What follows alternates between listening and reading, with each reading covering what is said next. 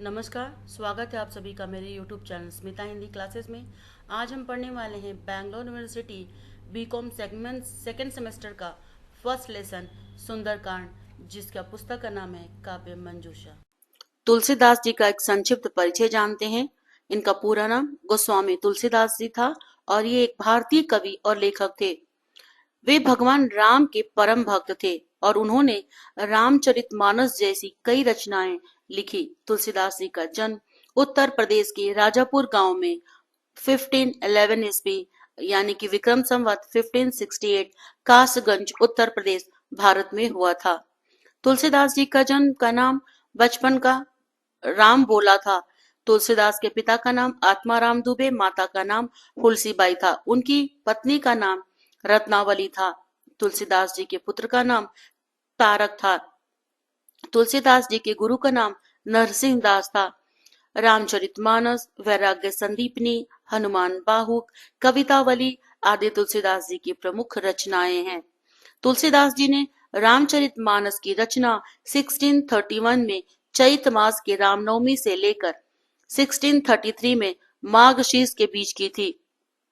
तुलसीदास जी ने संस्कृत ग्रंथों को हिंदी में रूपांतरित किया। उन्होंने वाराणसी में भगवान हनुमान को समर्पित संकट मोचन मंदिर की स्थापना की और वे जीवन भर मानव कल्याण के लिए काम करते रहे। तुलसीदास जी की मृत्यु 30 जुलाई 1623 यानी कि 30 जुलाई 1623 को गंगा नदी के किनारे 80 घाट पर हुई, जो कि बनारस में है। और उनकी मृत्यु के समय उनकी उम्र 112 यानी कि 112 वर्ष के वो थे। तुलसीदास जी का पहला चौपाई है। जामवंत के बचन सुहाए, सुनी हनुमंत हृदय अति भाई। तब लागी मोही परिखेहूं तुम भाई, सही दुख कंद मूल फल खाई। जब लगी आवह सीता ही देखी, हो हई काजू मोहि हरस विशेषी। यह कही नहीं समही कहूँ माता, चले उस हरीश हिये धरी रघुनाथा। सिंधु तीर एक भुंधर सुंदर, कौतुक कुदी चढ़े उता ऊपर। बार बार रघुवीर संभारी, तर के वो पवन तनय बलहारी। जे ही गिरि चरण देई हनुमंता, चले सोगा पाताल तुरंता। जिमि अमोध रघुपति कर बाना, एहि भाते चलु हनुमाना। जनाधि रघुपति दूत विचारी, तै मेनका होई श्रमहारी। अर्थ है, जब जामवंत ने हनुमान को उनके बल और कर्तव्य की याद दिलाई तो उनके शब्द हनुमान के हृदय को अत्यंत प्रिय लगे। तब हनुमान ने उत्तर दिया कि जब तक वे माता सीता को देख नहीं लेते तब तक वे स्वयं को परखे जाने योग्य मानते हैं और इसी उद्देश्य से कठिनाइयों को सहन करते हुए फल फूल कंद मूल खाकर जीवन व्यतीत करेंगे। जब वे माता को सीता को देख कर लौटेंगे तभी उन्हें संतोष मिलेगा। यह कहकर हनुमान ने सभी को प्रणाम किया और श्री राम को हृदय में धारण करते हुए हर्षपूर्वक समुद्र के किनारे स्थित एक सुंदर पर्वत पर चढ़ गए। उन्होंने बार बार श्री राम का स्मरण किया और अत्यंत बलपूर्वक समंदर को पार करने के लिए एक लंबी उड़ान भरी। जिस पर्वत को अपने चरणों से हनुमान ने स्पर्श किया वह सीधा पाताल की ओर चला गया। हनुमान की यह उड़ान उसी प्रकार अचूक थी जैसे श्री राम के बाण। रास्ते में उन्हें समुद्र ने मैनाक पर्वत के रूप में विश्राम करने का प्रस्ताव दिया, लेकिन हनुमान ने उसे छूकर प्रणाम किया और कहा कि जब तक श्री राम का कार्य पूरा न हो जाए तब तक विश्राम का प्रश्न ही नहीं उठता। विशेषता है कि इस प्रसंग में हनुमान की अटूट भक्ति, अदम्य साहस और कर्तव्यनिष्ठा उजागर होती है। वे श्री राम के कार्य को सर्वोपरि मानते हैं और उसको पूरा किए बिना विश्राम स्वीकार नहीं करते। उनकी अपार शक्ति और आत्मविश्वास समुद्र लागने में दिखाई देता है, जबकि मैनाक पर्वत के प्रति उनका विनम्र स्वभाव उनके मर्यादित और आदर्श चरित्र को दर्शाता है। श्री राम के स्मरण के साथ उनकी हर क्रिया यह सिद्ध करती है कि सच्ची भक्ति केवल शब्दों में नहीं बल्कि निस्वार्थ सेवा और समर्पण में निहित होती है। दोहा है, हनुमान ते ही परसा कर, पुनि किन्हे प्रणाम। राम काजु की किन्हे बिनु, मोहि कहाँ विश्राम। अर्थात हनुमान जी ने मैनाक पर्वत को अपने हाथ से स्पर्श किया और फिर उन्हें प्रणाम किया। इसके बाद उन्होंने कहा कि जब तक श्री राम का कार्य पूरा नहीं हो जाता तब तक उनके लिए विश्राम का कोई स्थान नहीं है। इस दोहे में हनुमान जी की अटूट भक्ति, सेवा भाव, कर्तव्यनिष्ठा प्रकट होती है और वे अपने लक्ष्य के प्रति इतने समर्पित है कि विश्राम तक को अस्वीकार कर दिया। यह उनकी अपार ऊर्जा, त्याग और निस्वार्थ सेवा का परिचायक है। साथ ही मैनाक पर्वत का सम्मान करके वे मर्यादा और विनम्रता का आदर्श प्रस्तुत करते हैं, जो सच्चे भक्त और कर्मयोगी की एक पहचान है। दूसरा चौपाई है, जात पवन सुत देवन देखा, जाने कहूँ बल बुद्धि विशेषा। सुरसा नाम अहिन के माता, पठई आई कहीं ते ही बाता। आजू सुनहु मोहि दिन आहारा, सुनत वचन कह पवन कुमार। राम काजु करी फिरी में आवे, सीता कई सुधी प्रभु सुनावे। तब तव बदन पैठही आई, सत्य कहूँ मोहि जान दे पाई। कब नेहू जनत देहि नाही जाना, ग्रास ही न मोहि कहूँ हनुमाना। जो जन भरी तेहि बदन पसारो, कपि तनुक किहि दुगुन विस्तारा। सोरज जो नन मुख तिन ठहुआ, तुरंत पवन सुन बतिस भयऊ। जस जस सुरसा बदन बढ़ावा, तासु दून कपि रूप दिखावा। संत जो जन ते ही आनन कीन्हा, अति लघु रूप पवन सुत लीन्हा। बदन पठई पुनि बहिर आवा, मागा विद्या ताहि सुरनावा। मोहि सुरन जेहि लागी पठावा, बुद्धि बल मरमु तौर में पावा। अर्थ है, जब पवन पुत्र हनुमान को देवताओं ने समंदर पार जाते हुए देखा तो वे उनके बल और बुद्धि की परीक्षा लेने के लिए सुरसा को भेजते हैं, जो कि एक नाग माता है। तब सुरसा हनुमान से कहती है कि देवताओं ने आज उन्हें भोजन के रूप में भेजा है। यह सुनकर हनुमान विनम्रता से उत्तर देते हैं कि वे श्री राम का कार्य पूरा करके लौटेंगे और फिर उनकी आज्ञा का पालन करेंगे। जब सुरसा उन्हें निगलने की कोशिश करती है तो हनुमान अपनी चतुराई से जवाब देते हैं कि चाहे वे कितने भी प्रयास करें, वे उन्हें नहीं खा सकेगी। इसके बाद सुरसा अपना मुख एक योजन यानी कि लगभग 8 मील तक फैला देती है, जबड़ा जो है, तो हनुमान अपने शरीर को दोगुना बड़ा कर देते हैं। जैसे जैसे सुरसा अपना मुख बढ़ाती जाती है, हनुमान अपने शरीर का अनुपात भी आकार में बढ़ाते जाते हैं। तब सुरसा ने अपना मुख 100 योजन तक फैला लिया। तब हनुमान अचानक बहुत छोटा होकर उनके मुख में प्रवेश कर फटाक से जाके बाहर आ गए और विनम्रता से उन्हें प्रणाम कर आगे बढ़ने की अनुमति मांगी। सुरसा यह देखकर प्रसन्न होती है और समझ जाती है कि हनुमान केवल बल में ही नहीं बल्कि बुद्धि में भी वे अद्वितीय हैं और वे आशीर्वाद देकर उन्हें आगे जाने की अनुमति देती है। विशेषता है कि इस प्रसंग में हनुमान जी की बुद्धिमत्ता, विनम्रता और धैर्य का परिचय मिलता है। वे केवल शक्ति के भरोसे नहीं बल्कि चतुराई, समझदारी से समस्याओं का भी समाधान करते हैं और सुरसा के साथ उनका संवाद यह दर्शाता है कि केवल बल ही नहीं बल्कि बुद्धि और धैर्य भी सफलता के लिए आवश्यक है। यह प्रसंग बताता है कि संकटों का सामना केवल शक्ति से नहीं बल्कि विवेक और सूझबूझ से किया जाना चाहिए। हनुमान जी की ये गुण उन्हें सच्चा कर्मयोगी और मर्यादित भक्त सिद्ध करते हैं। दोहा या सोरठा। राम काज सब करिहूँ, तुम बल बुद्धि निधान। असही देह गई सो हरीश चलेऊ हनुमान। अर्थ है कि सुरसा ने हनुमान की बुद्धि, बल और चातुर्य को देखकर उन्हें आशीर्वाद दिया और श्री राम का कार्य सफलतापूर्वक करेंगे।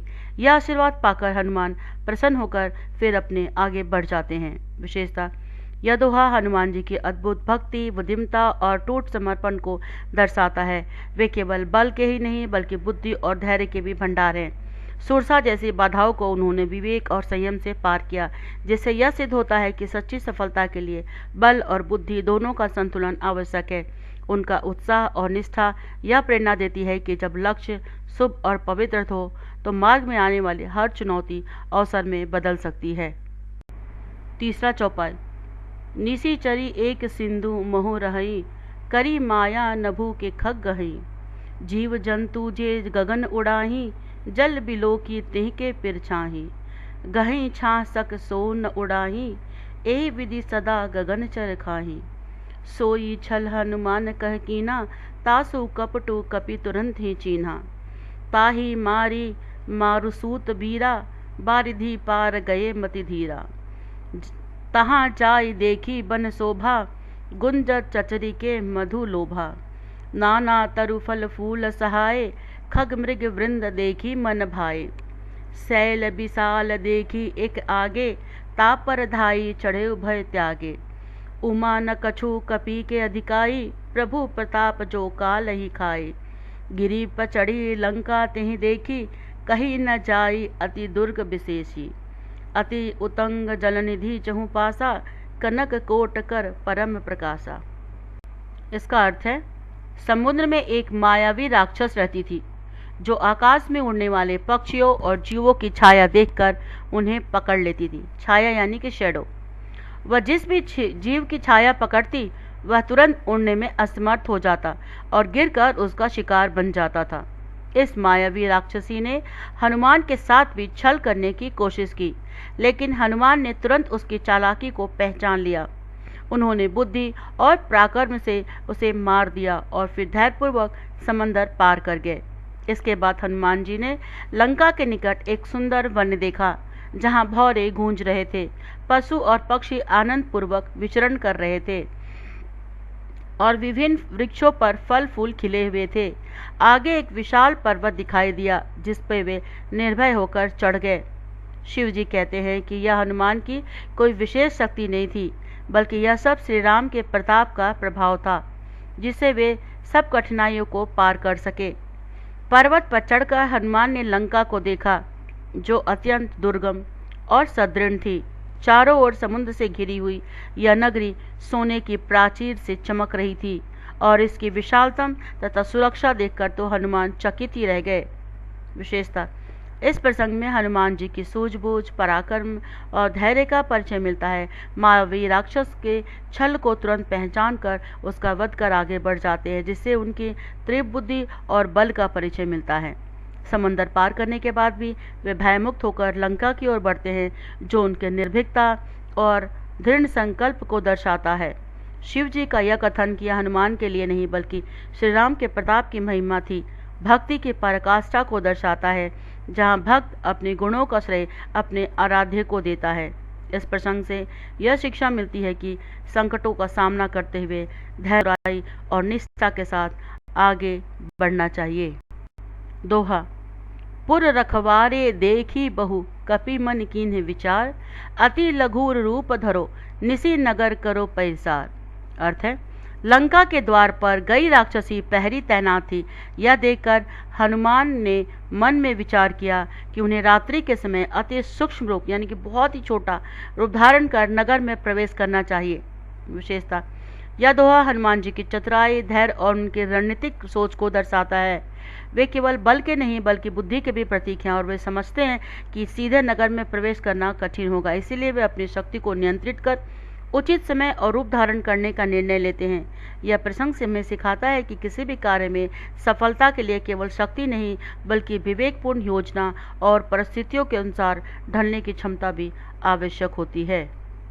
एक अंकीय प्रश्न उत्तर देखते हैं। हनुमान जी ने लंका में प्रवेश करने के लिए क्या योजना बनाई? अति लघु रूप धारण किया। सुरसा कौन थी? नागमाता। सुरसा ने हनुमान की परीक्षा क्यों ली? देवताओं के आदेश पर। सुरसा से बचने के लिए हनुमान जी ने कौन सी युक्ति लगाई? अपना आकार बदलकर। मायावी राक्षसी समुद्र में कैसे शिकार करती थी? छाया पकड़कर। हनुमान जी ने मायावी राक्षसी को पहचान कर क्या किया? उसका वध किया। हनुमान जी ने समुद्र पार करने से पहले क्या किया? श्री राम का स्मरण। हनुमान जी ने लंका की सुरक्षा देखकर क्या सोचा? रात्रि में छोटे रूप में प्रवेश करेंगे। हनुमान जी किसके कार्य के लिए लंका जा रहे थे? श्री राम के। हनुमान जी को बल और बुद्धि का भंडार किसने कहा? सुरसा ने। हनुमान जी ने किस पर्वत से लंका देखी? एक विशाल पर्वत से। लंका का किला किससे बना था? सोने से। हनुमान जी ने मायावी राक्षसी को कैसे परास्त किया? उसे मारकर। सुरसा के आशीर्वाद से हनुमान जी क्या करने चले? श्री राम का कार्य। लंका किसके चारों ओर से घिरी थी? समुद्र से। हनुमान जी ने किसका स्मरण करके समुद्र लांघा? श्री राम का। सुरसा ने हनुमान जी को क्या दिया? आशीर्वाद। हनुमान जी का मुख्य उद्देश्य क्या था? सीता माता की खोज। लंका की सुरक्षा को देखकर हनुमान जी ने क्या निर्णय लिया? सूक्ष्म रूप धारण करेंगे। हनुमान जी की सफलता का कारण क्या था? बल, बुद्धि और श्री राम की अनन्य भक्ति। टिप्पणी लेखन। तुलसीदास के पद में सत्य संगति और सद्गुणों का महत्व। हनुमान जी की बुद्धि, बल और भक्ति। हनुमान जी के लंका गमन से संबंधित इस प्रसंग में उनकी अपार शक्ति, चातुर्य और कर्तव्यनिष्ठा का अद्भुत चित्रण मिलता है। वे न केवल बलशाली हैं, बल्कि परिस्थितियों के अनुसार अपनी बुद्धि और रणनीति का भी कुशल उपयोग करते हैं। सुरसा की परीक्षा में वे धैर्य और चतुराई से विजयी होते हैं, जबकि मायावी राक्षसी के छल को तुरंत पहचान कर उसका वध कर देते हैं। लंका की सुदृढ़ सुरक्षा देखकर वे बिना टकराव से सूक्ष्म रूप धारण कर नगर में प्रवेश करने का निश्चय करते हैं। इस प्रकार हनुमान जी केवल शक्ति के प्रतीक नहीं, बल्कि बुद्धिमत्ता और विवेकशीलता के भी आदर्श हैं। उनका प्रत्येक कार्य से राम के प्रति उनकी निस्वार्थ भक्ति और अटूट समर्पण को दर्शाता है, जो हमें सिखाता है कि सच्ची सफलता के लिए बल, बुद्धि और भक्ति तीनों का संतुलन बहुत आवश्यक है। हनुमान जी के पराक्रम और नीति संपन्नता हनुमान जी की लंका यात्रा केवल एक शारीरिक पराक्रम नहीं, बल्कि उनकी अद्वितीय बुद्धिमत्ता और नीति कौशल का भी परिचायक है। समंदर पार करने से लेकर लंका में प्रवेश करने तक वे कई चुनौतियों का सामना करते हैं और अपनी सूझबूझ और धैर्य से स्पष्ट रूप से दिखाई देता है। सुरसा के साथ हुए संवाद यह सिद्ध करते हैं कि वे केवल बल से नहीं, बल्कि चतुराई में भी विजय प्राप्त करते हैं। मायावी राक्षस के छल को पहचान कर तुरंत समाप्त कर आगे बढ़ जाते हैं। लंका के सुदृढ़ सुरक्षा को देखकर सीधे प्रवेश करने के बजाय सूक्ष्म रूप में उभे रात में प्रवेश करने का निर्णय उनके रणनीतिक सोच को दर्शाता है। इस प्रसंग से यह शिक्षा मिलती है कि बल, बुद्धि का संतुलित उपयोग किसी भी कठिनाई को पार करने के लिए आवश्यक है, और जब यह भगवान के प्रति अटूट भक्ति से जुड़ जाता है तो फिर तो असंभव कार्य भी संभव हो ही जाता है। ये पाठ यहीं पर समाप्त होता है। उम्मीद करती हूँ कि ये वीडियो आपको पसंद आया होगा, और पसंद आए तो क्या करना है, सब्सक्राइब, लाइक, कमेंट और अपने दोस्तों के साथ शेयर करना ना भूले। फिर मिलते हैं नेक्स्ट वीडियो में।